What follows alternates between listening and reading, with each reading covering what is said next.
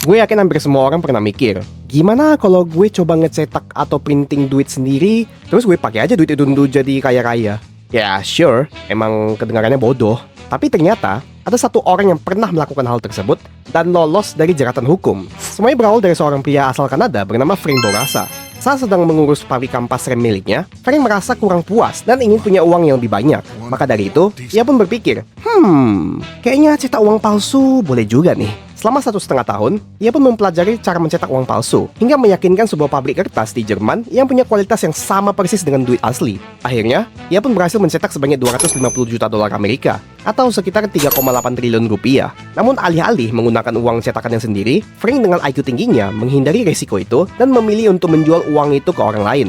Sewaktu sisa uang palsunya mencapai 80 juta dolar, Frank mulai memutar otak untuk mencari pembeli baru. Yang naasnya berujung ke penangkapan dirinya karena ternyata salah satu dari pembeli barunya itu ternyata merupakan agen samaran dari pihak berwajib yang membuatnya dibuntuti oleh polisi di saat dalam perjalanan menuju transaksi gelap. Frank pun terancam mendekat dalam jeruji besi selama 60 tahun lamanya. Namun uniknya, ia berhasil lolos dari tuntutan tersebut. Tak hanya karena mempunyai pengacara yang pandai dan meyakinkan, namun Frank ternyata membuat deal dengan pihak berwajib untuk menunjukkan sisa 200 juta dolar yang ia simpan dalam truk box selama berbulan-bulan lamanya. Pada akhirnya, Frank Bourassa pun hanya menjalani hukuman penjara selama 6 minggu saja. Sampai saat ini, Frank masih dipandang sebagai salah satu pencetak uang palsu tersukses di dunia. Tak hanya mampu mencetak uang palsu dengan kualitas tinggi, namun ia berhasil lolos dari jeratan hukuman apapun dalam waktu yang singkat. Nah, menurut kalian gimana nih? Tuliskan kolom komentar dan jangan lupa follow channel Serba Serbi untuk dosis info random kalian ya.